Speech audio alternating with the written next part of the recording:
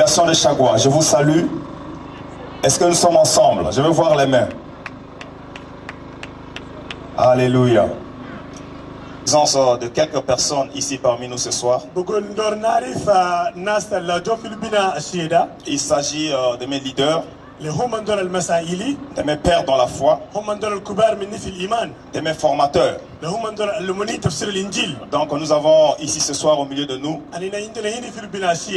le révérend, le pasteur Ngaba Benjamin. Que le Seigneur vous bénisse et son épouse Corentine Ngaba qui sont là. Que le Seigneur vous bénisse pour votre présence.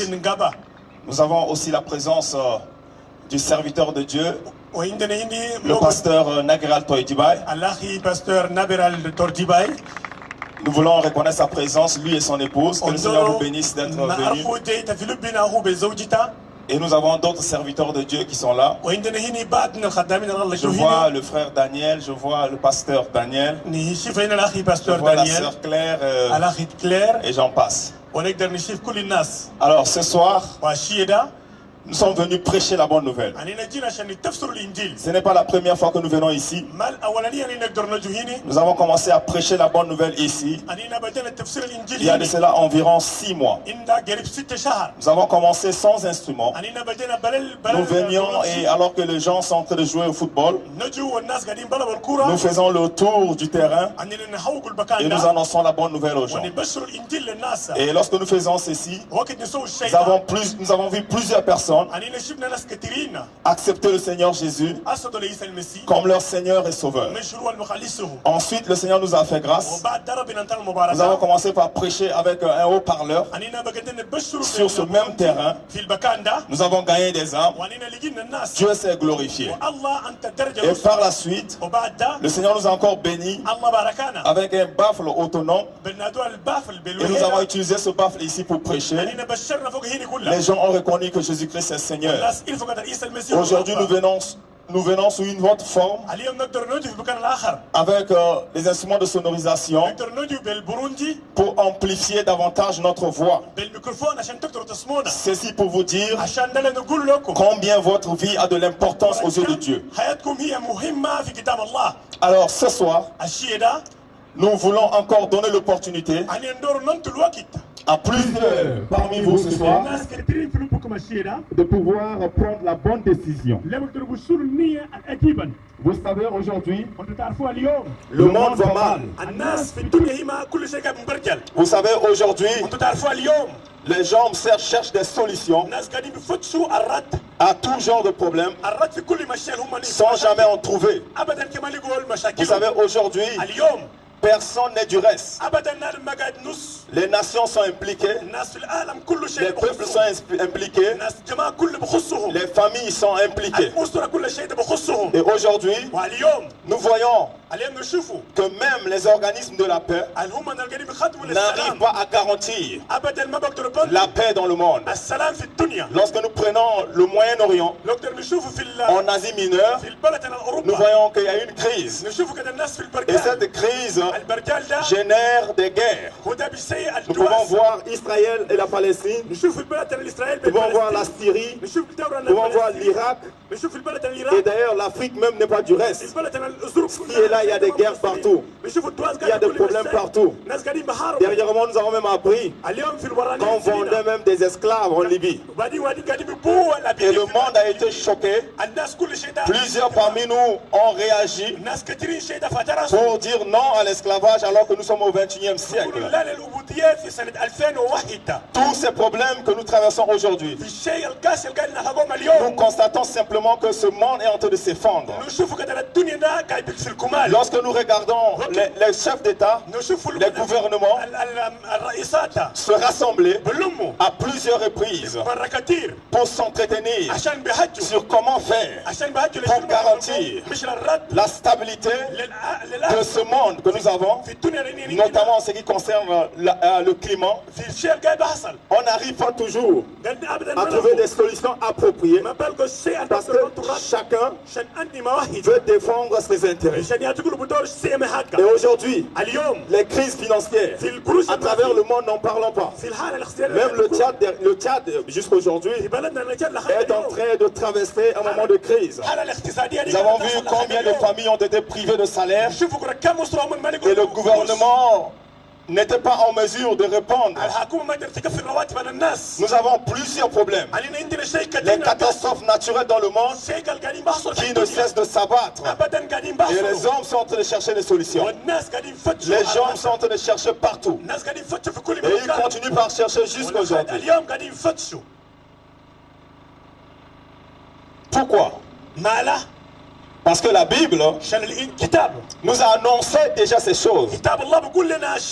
La Bible dit que dans les derniers temps, la vie sera difficile. Dans les derniers temps, il y aura des crises. Il y aura des guerres. Le péché va s'accroître. Dans les derniers temps, la vie sera extrêmement difficile. C'est bien d'être pessimiste, d'être optimiste. Autant pour moi. C'est bien d'être optimiste et de croire au changement. C'est bien d'être optimiste et d'estimer que ça va changer. Plusieurs dans les nations chantent que ça va changer. Mais nous sommes venus vous dire ce soir que ça changera à une seule condition. La condition, c'est Jésus-Christ dans la nation. La condition, c'est Jésus-Christ en Afrique. La condition, c'est Jésus-Christ dans le monde. Nous sommes venus vous dire ce soir que sans Jésus, il n'y a pas de solution. Nous sommes venus vous dire ce soir que sans Jésus, il n'y a pas de solution. Alléluia. Alléluia. Et je vais très rapidement lire un texte avec vous. Je lirai dans Nombre chapitre 21, le verset 9. La Bible dit que Moïse fit un serpent d'airain et le plaça sur une perche. Et quiconque avait été mordu par un serpent et regardait le serpent d'airain conservait la vie. Alléluia. Alléluia. C'est une histoire réelle qui s'est passée dans le temps avec le peuple d'Israël, qui était le peuple choisi de Dieu. Alors que Dieu les délivrait d'Égypte, à un moment donné de leur marche dans le désert, la Bible dit qu'ils ont désobéi à Dieu. Et alors qu'ils ont désobéi à Dieu, Dieu a envoyé des serpents pour pouvoir tuer le peuple. Et plusieurs dans le campement ont été victimes des morsures de serpents. Alors le peuple était dans les pleurs. Le peuple était dans les lamentations. Alors on s'est posé des questions. Qu'est-ce qu'il fallait faire pour pouvoir résoudre ce problème?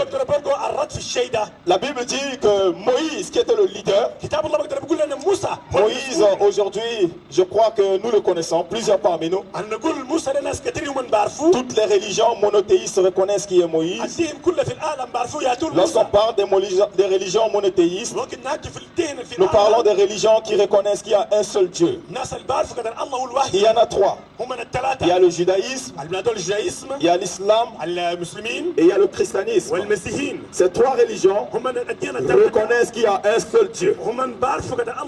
Et dans ces trois religions, on trouve le nom de Moïse comme le grand prophète de Dieu. Alors Dieu va dire à Moïse, qui était le leader, il va lui dire d'élever un poteau et sur le poteau de placer un serpent d'airain. Et de dire au peuple que tous ceux qui ont été mordus par le serpent, il suffisait simplement pour ces personnes de regarder à ce serpent qui était attaché sur le poteau et ils obtenaient systématiquement la guérison. Alors on pouvait imaginer les efforts que les uns et les autres étaient en train de faire ce jour-là. Parce que lorsque tu es dans la douleur, lorsque tu es dans la souffrance, lorsque tu traverses des moments de confusion, lorsque tu ne comprends pas les choses qui arrivent dans ta vie, alors tu es dubitatif, tu te poses des questions, tu n'as pas de réponse à ces questions, tu te bats. Aussi longtemps que nous avons le souffle, nous avons toujours appris à nous battre. Nous avons toujours appris à ne jamais abandonner. Donc dans ce camp ce jour-là, il y avait plusieurs qui étaient agonisants. Il y avait plusieurs qui luttaient avec la mort. Il y avait plusieurs qui étaient au bord de partir, de quitter ce monde.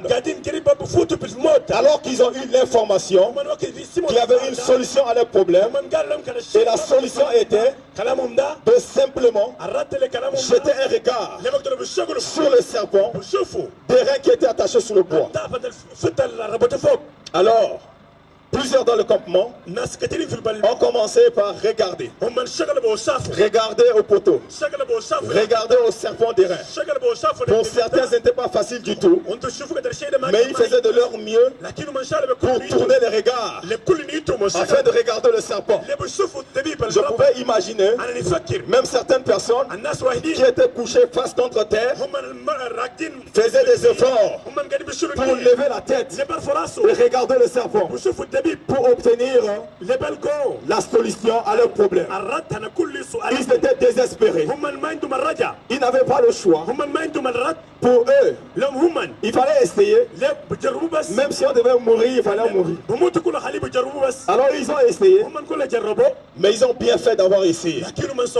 La Bible dit que tous ceux qui étaient là, qui étaient mordus, lorsqu'ils regardaient à ce serpent terrain qui était attaché sur le poteau, ils obtenaient systématiquement leur guérison. Quel que soit leur âge, quelle que soit leur classe sociale, quelle que soit leur ethnie, quelle que soit leur position, ils obtenaient systématiquement la guérison. Et la Bible dit que ce qui s'était passé dans le désert était la préfiguration des choses à venir.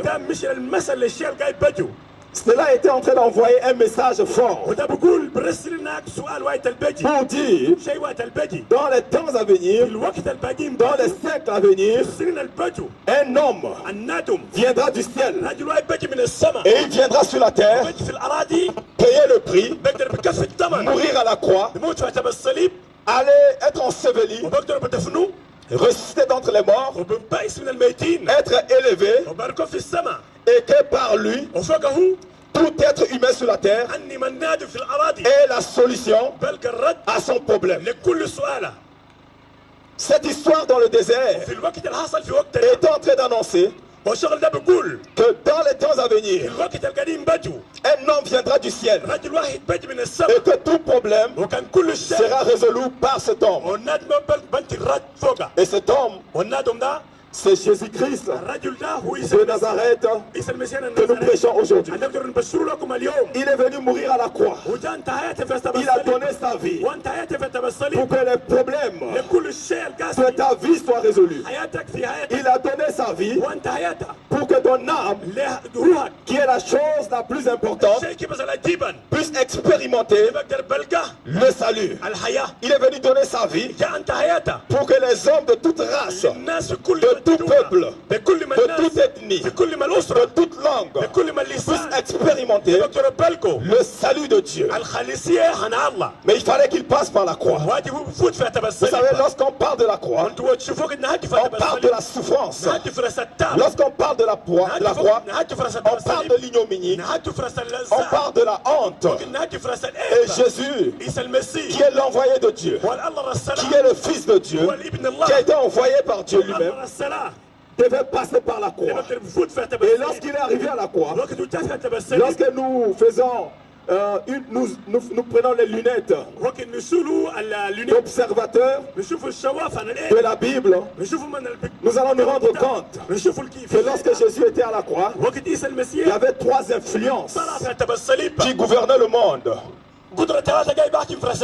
Il y avait la religion, il y avait la politique, et il y avait la classe des intellectuels. À l'époque, le judaïsme était la religion reconnue.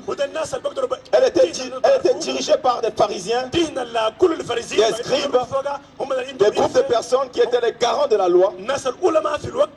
Et la religion, lorsque la religion a vu Jésus sur la croix, et ils se sont dit, scandale. Parce qu'on ne peut pas imaginer que quelqu'un qui vient comme un sauveur, quelqu'un qui vient pour apporter la solution, mourir comme un brigand à la croix. La croix était réservée aux brigands. La croix était réservée aux malfaiteurs. La croix était réservée aux criminels. Mais Jésus, quand bien même qu'il a marché sur la terre sans jamais commettre de péché, s'est retrouvé à la croix. Alors, lorsque les scribes, les pharisiens, la religion juive a vu Jésus sur la croix et qui ont cru que Jésus était venu pour apporter la solution à leurs problèmes, ils ont dit non, c'est un scandale. Le Messie ne peut pas mourir à la croix. Le Fils de Dieu ne peut pas mourir à la croix. La deuxième classe politique, la deuxième classe qui est la classe politique, qui parle donc de Rome. Parce qu'entre temps c'était Rome qui gouvernait le monde. Lorsque Rome regarde la croix, Rome dit la croix c'est la rébellion.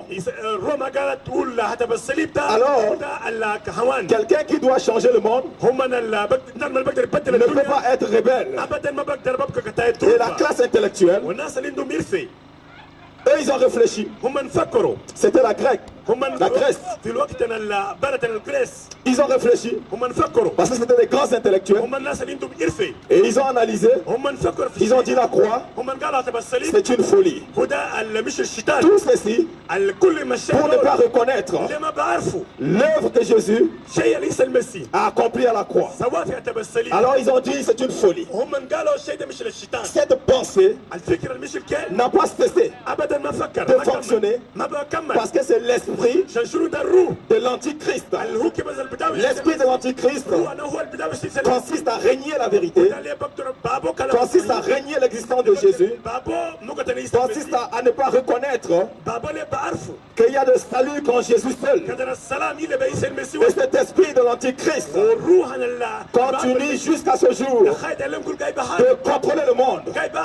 C'est pour cela que plusieurs parmi nous entendent parler de l'évangile, mais ne prennent jamais la décision de se jeter à l'eau. C'est pour cela que plusieurs parmi nous entendent parler de l'évangile parce qu'ils sont soi-disant des grands intellectuels et c'est l'intellect, c'est le raisonnement.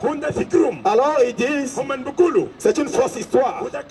Plusieurs parmi nous, lorsqu'on parle de Jésus, ne peuvent pas s'arrêter et dire que c'est la vérité. Ils ne peuvent pas reconnaître que c'est Jésus le Seigneur. Pourquoi? Parce que c'est l'esprit de l'antichrist qui est en train de gouverner le monde. L'esprit de l'antichrist vient du diable. Et vous savez, dans le monde aujourd'hui, lorsqu'on parle du monde spirituel, peut-être plus de la moitié ici vont reconnaître que le monde spirituel existe. Sinon, beaucoup parmi nous ce soir n'iront pas consulter les marabouts. Sinon, beaucoup parmi nous ce soir ne reconnaîtront pas que la sorcellerie existe. Sinon, beaucoup parmi nous ce soir ne reconnaîtront pas que les loges mystiques existent. La franc-maçonnerie existe. La Rose-Croix existe. Et nous savons ces choses. Et parce que nous sommes informés de ces choses, et si par mégarde, nous apprenons qu'un de nos voisins est dans la franc-maçonnerie et dans la Rose-Croix, nous serons les premières personnes à interdire à nos enfants de visiter ces personnes. Et si on apprenait un bon matin que sur ce terrain, il y a un esprit impur, si tu passes là à 5 h du matin, tu connaîtras la mort. Je crois que plusieurs parmi nous ne passeront pas ici à 5 h du matin. Pourquoi? Parce que les hommes reconnaissent que le spirituel existe. Les hommes reconnaissent que les forces du mal existent. Mais ce qui est paradoxal, il est difficile aux hommes de reconnaître que Jésus-Christ existe et qu'il est la vérité et qu'il y a des solutions en aucun autre nom qu'en son nom seul. La Bible dit, sous le soleil, il n'y a aucun autre nom qui a été donné parmi les hommes par lequel nous devions être sauvés que le nom de Jésus-Christ. Il n'y a aucun autre nom. Il n'y a aucun autre nom. Il n'y a que le nom de Jésus qui a été donné parmi les hommes. Si tu crois en Jésus, tu es sauvé. Si tu ne crois pas en Jésus, tu n'es pas sauvé. C'est Jésus qui est la clé. C'est Jésus qui est la solution. La Bible dit, tout ce qui a été créé ont été créés par lui et subsistent en lui. Que ce soit les choses physiques, que ce soit les choses spirituelles, toutes ces choses ont été créées par Jésus. Lorsque vous regardez l'homme avec une intelligence, l'homme aujourd'hui réfléchit et il invente les moyens de déplacement, une voiture. L'homme a inventé l'avion. L'homme a inventé l'électricité parce que l'homme est un être intelligent. Alors l'homme crée. Alors l'homme impacte. Alors l'homme révolutionne le monde. Lorsque vous prenez l'organisme humain, tout est tellement agencé et coordonné que cela ne peut pas relever du hasard. Je suis désolé d'entendre dire que Dieu n'existe pas. Je suis désolé d'entendre dire qu'il n'y a pas de salut en Jésus. Parce que lorsque vous regardez le métabolisme humain, il y a de quoi se poser deux fois la question. Lorsque vous regardez le monde, vous regardez la terre, vous regardez les cieux, vous regardez la lune qui préside la nuit, vous regardez le soleil qui préside le jour, il y a de quoi se poser des questions. Tout est tellement agencé, tout est tellement parfait. Lorsque vous regardez la mer, Dieu a donné des limites à la mer. Si vous vous retrouvez devant la mer, vous aurez l'impression que vous serez submergé par les eaux. Mais Dieu a donné une limite à la mer. La mer ne peut pas submerger la terre parce que Dieu a donné une limite à la mer. Tout ceci doit nous amener à réfléchir deux fois. Comment est-ce que ces choses existent comme cela? Lorsque vous prenez la couche d'ozone, les scientifiques nous disent que la couche d'ozone nous protège contre les rayons du soleil. C'est à cause de cela, lorsque nous réchauffons la planète, nous devenons de plus en plus vulnérables aux rayons du soleil. Donc la couche d'ozone nous protège du rayon du soleil. Le rayon du soleil qui est censé nous détruire, lui aussi joue un rôle. Donc dans notre système solaire, les rayons du soleil également servent de bouclier pour la terre, pour préserver la terre, pour préserver la vie sur la terre contre les rayons gamma, les rayons interstellaires. Alors ça protège, ça sert de bouclier. Les scientifiques, lorsqu'ils observent, lorsqu'ils regardent le monde dans leurs recherches, ils sont stupéfaits par l'excellence de la manière dont les choses se coordonnent dans l'espace, dans l'univers, dans le cosmos, nous devons nous poser une question. Est-ce que ces choses existent par hasard? Les scientifiques sont arrivés à être coincés pour dire que le monde existe par un phénomène qu'on appelle le Big Bang. Ils ont fait tous leurs calculs et ils se sont rendus compte et ils disent que le monde existe par un Big Bang. Mais d'où vient le Big Bang? D'où vient donc le Big Bang? Les grands scientifiques ont traversé la Terre, ont vécu. Lorsqu'on prend des hommes qui ont révolutionné le monde de la science, le monde de la physique, les Galilée, les Copernic, les Newton, les Einstein, les Lemaitre, le Hubble, les gens qui ont révolutionné le monde de la science, parce qu'ils avaient de l'intelligence. Il y a des fois se poser des questions. D'où vient cette intelligence? Aujourd'hui, ils sont venus vous dire qu'il y a quelqu'un qui est l'auteur de toute connaissance, de toute aptitude, de toute capacité. Il y a quelqu'un qui est l'auteur. Et cette personne, c'est l'Éternel des armées. C'est Jésus-Christ de Nazareth, le ressuscité. Parce que dans la Bible, il est écrit au commencement était la parole. Et la parole était avec Dieu. Et la parole était Dieu. La parole s'est faite chair. Elle a habité parmi nous.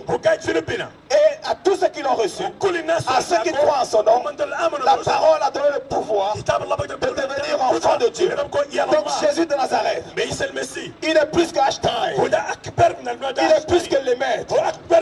Il est plus que Hubble. Il est plus que les Newton. Tous ces grands scientifiques qui ont marqué l'histoire de la science mondiale. Jésus-Christ est plus que ces personnes. Et ce soir, nous sommes venus vous dire que Dieu l'a élevé souverainement. Et Dieu dit, quiconque regarde à Jésus-Christ de Nazareth, cette personne obtient la vie éternelle. Cette personne obtient le salut que Dieu donne gratuitement. Je vais utiliser une image. Aujourd'hui, en Afrique, nous avons des ambitions. Généralement, la jeunesse et tout, de pouvoir par exemple voyager, expérimenter, aller dans d'autres continents. Nous voulons aller en Europe, aux États-Unis, en Asie, en Australie, partout dans le monde. Mais il y a un système qui a été établi. Tu ne peux pas quitter du Tchad et aller en France comme cela. Tu ne peux pas quitter du Tchad, aller aux États-Unis comme cela. Il te faut un visa. Il te faut un visa. Si tu n'as pas le visa, tu n'es pas habilité, tu n'es pas qualifié à fouler le sol européen, à fouler le sol français, à fouler le sol américain. Tu n'es pas qualifié. Et d'ailleurs, nous sommes tous informés que Donald Trump a pris une décision pour dire qu'il n'est plus permis aux ressortissants du Tchad de pouvoir entrer aux États-Unis. Donc il n'y avait plus de visa. Le visa était suspendu. Et vous savez, pour avoir le visa, vous avez besoin de plusieurs gymnastiques. Vous avez besoin de l'argent, avoir un compte en banque. Vous avez besoin d'avoir un passeport. Vous avez besoin d'avoir de l'argent pour acheter un billet d'avion. Vous avez besoin de tous ces éléments. Vous devez avoir une assurance. Et vous devez avoir une assurance santé, une assurance financière et tout. Tant que ces choses ne sont pas réunies, vous ne pourriez pas avoir le visa. Et aujourd'hui, vous savez, Jésus est le visa. Jésus est le visa. Jésus est le visa. Si tu veux sauver ton âme, si tu veux que le surnaturel impacte ta vie, il y a un seul visa. Il n'y a pas deux visas. Il y a un seul visa. Le visa, c'est Jésus-Christ Nazareth. Et ce visa, contrairement au visa humain, au visa des hommes, ne s'obtient pas par de l'argent, ne s'obtient pas par un compte en banque, ne s'obtient pas par le fait d'avoir un passeport, mais le visa s'obtient par la foi. Par la foi à qui? Parce qu'il y a plusieurs qui croient aujourd'hui, mais ils ne croient pas à la bonne personne. Par la foi en Jésus-Christ de Nazareth. Ça, c'est la vérité de tout temps. Cette vérité est intangible. Cette vérité est inaliénable. Cette vérité subsiste. Et elle subsistera. Ce monde passera. Vous et moi, nous allons passer. Mais cette vérité subsistera. Cette vérité subsistera. Il est mort il y a plus de 2000 ans. Mais jusqu'à ce jour, il est reconnu comme le Seigneur et le Sauveur à travers des générations. Jésus, par la vie des hommes, a impacté ce monde. Il n'y a que Jésus et Jésus seul qui est la véritable solution à tous nos problèmes. Alors ce soir, nous voulons te dire que la vie est éphémère. Tout finit par passer. Nous avons eu des grands chefs d'État qui ont tenu le pouvoir avec une main forte. Ici en Afrique même, on pouvait croire que ces personnes ne passeront pas. Mais ils sont passés. Tout le monde finit par passer. Un jour tu passeras.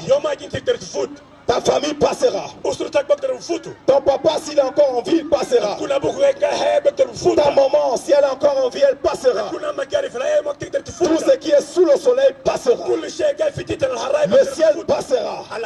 Les luminaires passeront. La terre passera. Mais il y a une seule chose qui ne passe pas. C'est la parole de Dieu. Et la parole de Dieu dit, si tu as Jésus, tu as la vie. Si tu n'as pas Jésus, tu n'as pas la vie. Jésus s'est arrêté et il a dit, je suis la résurrection et la vie. Quiconque croit en moi ne mourra point. Combien même il serait mort. Si tu as Jésus, alors tu as la vie. Si tu as Jésus, combien même tu expérimenteras la mort naturelle, mais ton âme sera sauvée. Ton âme sera sauvée.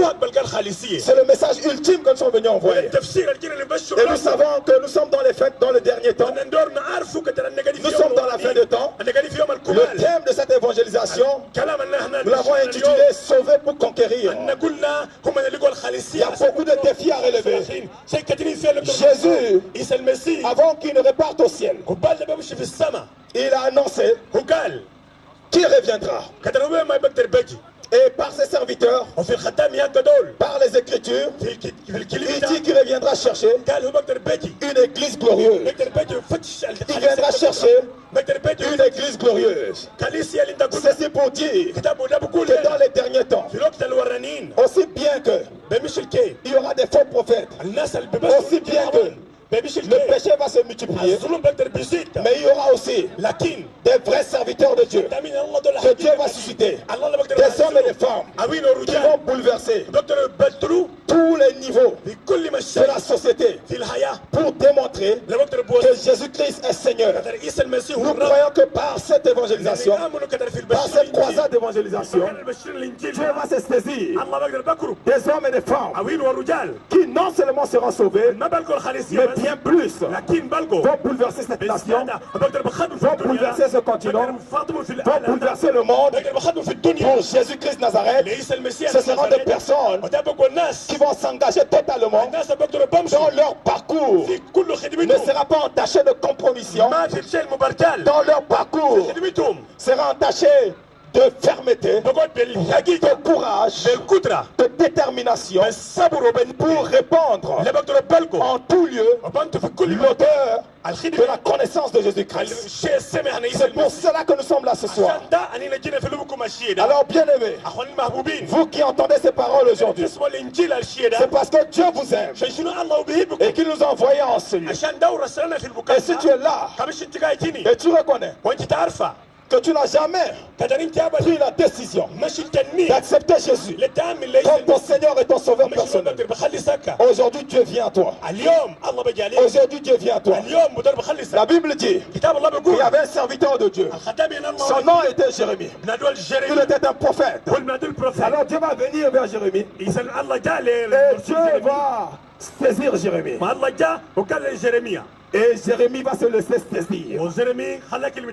Dieu va venir séduire Jérémie. Et Jérémie va se laisser séduire. Et Jérémie a été un grand instrument entre les mains du Seigneur. Aujourd'hui, Dieu veut te séduire. Dieu veut te saisir. Si tu te laisses saisir par Dieu, alors tu seras cet instrument de choix que Dieu va utiliser pour bouleverser cette génération. Quel que soit ton statut, quel que soit ce que tu as eu à faire par le passé, quels que soient tes crimes, quels que soient tes déboires, Dieu peut faire quelque chose encore avec ta vie. Il y a un homme dans la Bible qu'on appelait Paul. Il était un grand intellectuel. Il avait une famille de renom. Mais aussi il était un criminel. Parce que lorsqu'il a entendu parler de Jésus, il a dit que c'est une secte qui vient de naître. Alors il s'est levé avec une autorisation express des pharisiens pour aller tuer les chrétiens à Damas. Et la Bible dit qu'alors qu'il partait pour remplir son devoir d'engager de zélés, de défenseurs, Jésus va le saisir sur le chemin de Damas. Il va rencontrer Jésus sur le chemin de Damas. Et lorsqu'il rencontre Jésus, Jésus change radicalement sa vie. Au départ il s'appelait Saul de Tarse, et après il va changer son nom et il s'appellera Paul. Aujourd'hui, si tu permets à Dieu de te saisir, ton nom va changer. Jésus va changer ton nom. Jésus va changer ta destinée. Jésus va changer ta vie. Il va te transformer. Et Saul de Tarse est devenu Paul. Et Dieu l'a saisi. Dieu l'a envoyé répandre l'évangile chez les gentils, partout dans le monde. Il est allé à Rome, il est allé en Grèce, il a porté l'évangile en Asie mineure, à Corinthe, en Éphèse. Il a fait le tour du monde. Lui qui était le brigand, lui qui était le criminel, lui qui était prêt à rejeter Jésus, il s'est levé et il a commencé par accomplir le dessein de Jésus-Christ de Nazareth. Parce que Dieu l'a saisi. Et lorsqu'il a commencé à travailler pour Jésus, il était ferme. Il avait le courage. Dieu l'utilisait à tel point que même les mouchoirs qu'il utilisait, lorsqu'on prenait ces mouchoirs et qu'on posait sur les malades étaient systématiquement guéris. Les malades étaient systématiquement guéris. Dieu l'a tellement utilisé au point qu'à lui seul a pu écrire plus de la moitié du Nouveau Testament. Lui qui était un brigand, lui qui n'a même pas marché avec Jésus, mais parce que Dieu l'a saisi, parce qu'il s'est laissé saisir, alors il est devenu un instrument de choix entre les mains du Seigneur. C'est un appel solennel ce soir. Dieu t'aime et il connaît ta vie. Avant que tu ne sois formé dans le ventre de ta mère, il te connaissait déjà et il t'avait déjà établi. La Bible dit que nous avons été prédestinés avant la fondation du monde. Et ceux qui ont été prédestinés, Dieu les a appelés. Et ceux que Dieu a appelés, il les a justifiés. Et ceux que Dieu a justifiés, il les a aussi glorifiés. Alors ce soir, c'est un appel solennel. Nous lançons un appel solennel pour dire si tu es là et que tu reconnais que tu n'as jamais accepté Jésus comme ton Seigneur et ton Sauveur. Si tu es là et que tu reconnais que tu avais accepté Jésus, mais après tu t'es égaré, tu as abandonné le chemin de la foi. Si tu es là et que tu reconnais que tu n'as jamais accepté que Jésus était vrai, si tu es là et que tu as entendu parler de Jésus, mais tu n'as jamais pris la résolution de l'accepter comme Seigneur et Sauveur, l'opportunité te donnée ce soir de le faire. L'opportunité te donne ce soir de le faire. La Bible dit l'évangile sera annoncé partout dans le monde pour servir de témoignage. Alors viendra viendra à la fin. Pendant que tu es en train d'entendre la parole, ne résiste pas. Ne reporte pas à demain. Ne crois pas que demain Dieu enverra un prophète qui viendra te convertir. Ne crois pas que Dieu va ressusciter un mort pour venir te convertir. Ne crois pas que Dieu va ressusciter un membre de ta famille qui est déjà mort et qui viendra te dire que le monde spirituel existe et qui viendra te dire que c'est Jésus qui donne la vie pour que tu puisses croire. Il n'y aura pas de résurrection pour toi. Personne ne viendra t'annoncer l'évangile. Il y a un homme qui s'est retrouvé en enfer et il a vu Abraham. Et il dit à Abraham, Abraham, s'il te plaît, dis à Lazare, celui-là qui est à côté de toi, de repartir dans le monde. Parce que j'ai des frères qui sont dans le monde, qui puissent leur dire que l'enfer existe, que c'est Jésus le Seigneur, afin qu'ils ne viennent pas là où je suis. Parce que cet homme était dans les graissements des dents, cet homme était dans la souffrance. Alors Abraham va lui dire, ils ont les prophètes, ils ont la loi. S'ils ne croient pas, même si un mort revenait à la vie, ils ne croiront pas. Même si un homme revenait à la vie, ils ne croiront pas. N'attends pas une nouvelle prédication. N'attends pas un homme de Dieu qui viendra d'où je ne sais. Aujourd'hui nous sommes ici parce que Dieu nous a envoyés pour toi. Alors c'est un appel solennel pour toi. Ne dis pas que demain je prendrai la décision. C'est aujourd'hui que tu dois prendre. Demain n'existe pas. Qui a déjà vécu demain? Est-ce qu'il y a quelqu'un ici qui a déjà vécu demain? Demain n'existe pas. Nous vivons toujours dans le présent. Nous vivons toujours dans le présent. Et toute chose se passe dans le présent. Tu peux faire ta vie dans le présent maintenant. Tu peux ne pas arriver à la maison chez toi. Nous ne sommes pas des prophètes de malheur, mais juste pour te dire que nous vivons dans le présent. S'il y a une décision à prendre, c'est maintenant. Ne reporte pas à demain. Qui que tu sois, quel que soit ce que tu fais, quels que soient tes manquements, quelles que soient tes faiblesses, Jésus te lance la paix. Alors ce soir, j'appellerai les chants de pouvoir avancer. Nous allons chanter un chœur pour lancer simplement un appel.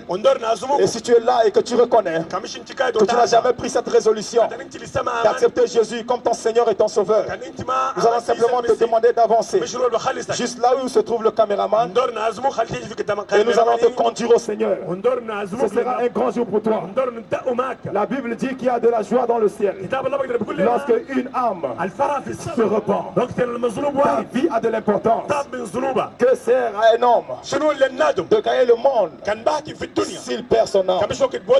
Ton âme est plus que l'argent de ce monde. Ton âme est plus que l'or de ce monde.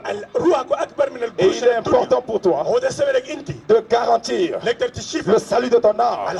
Et cette garantie ne viendra que par l'acceptation du Seigneur Jésus dans ta vie comme Seigneur et Sauveur. Et donc nous lançons un appel. Si tu es là et que tu reconnais que tu n'as jamais pris la résolution, ou si tu es là, tu reconnais que tu as abandonné Dieu et tu veux refaire la paix avec Dieu, nous te prions d'avancer. Nous te prions de venir jusqu'à ce niveau, là où se trouve le caméraman. Et nous allons prier pour toi. Seigneur Jésus, j'ai entendu ta parole. J'ai entendu ta voix. Et je prends la décision ce soir de venir à toi tel que je suis, avec tous mes péchés, parce que je sais que tu es le Fils de Dieu et tu es mort sur la croix pour mes péchés. Et je sais que seul ton sang me purifie de tous mes péchés. Je viens tomber dans tes bras, Seigneur, tel que je suis, pour que tu me donnes la vie et la vie en abondance. Merci, Seigneur. Merci, Seigneur. À partir d'aujourd'hui, ma vie t'appartient. Prends soin de moi. أخدم حياتي. Conduis ma vie ودي حياتي قدام. au nom de Jésus. اسمي Au nom de Jésus. Au nom de Jésus. المسيح. Nous allons acclamer très fort pour la gloire de Dieu. امين. Acclamons très fort pour la gloire du Seigneur. نصفق لله. Merci parce que tu as pris un grand rendez-vous ce soir. شكرا لك انت شلت معنا عندي اليوم. Avec tes filles. شلت وقت معنا. Avec tes fils. مع عبيدك ومع Et عبيداتك. tu as pris la décision وانت شلت الوقت. de les sauver ce soir. تقدم الخليصية Nous عشان voulons te dire merci. عشان نقدر نقول لك Parce qu'en ce شكرا. moment, في الوقت ده il y a la joie au ciel. الفرحة في Et il y السماء a la joie sur la terre. والفرحة في Nous الأراضي. voulons te les recommander, نقدر Seigneur. نخلوهم في درجة Que ربنا. toi seul خليك انت les والواحد. couvres par le sang de Jésus. تعبدهم بالدم هنيس Que tout ce المسيح. que l'ennemi a mis en place كل شيء عدوى pour تفعلكم. atteindre à leur vie الكبر تلف حياتكم. soit anéanti. نقدر Au نقبلهم. nom puissant de تلفون Jésus, باسم المسيح. Seigneur, je ونمركم prie حياتهم. de les ربنا. protéger. سولك عشان تقدر تعبدهم. Protège leur vie. حفظت حياتهم. Protège leur vie, أعطي Seigneur. حياتهم يا ربنا. Et scelle leur décision وأقعد par معهم. le sang de Jésus. دم هنيس المسيح. Merci, Seigneur. شكرا يا ربنا. Gloire te soit rendue. درجة لأسرة. Gloire à toi, Seigneur. درجة لأسرة. Toi qui vis de l'éternité en انت l'éternité. تعيش سرمدا. Il n'y a personne comme toi, Seigneur. مشرك ما في أبدا. Béni sois-tu, Seigneur. بركة Au لأسرة. nom de Jésus. باسم المسيح. Amen. آمين.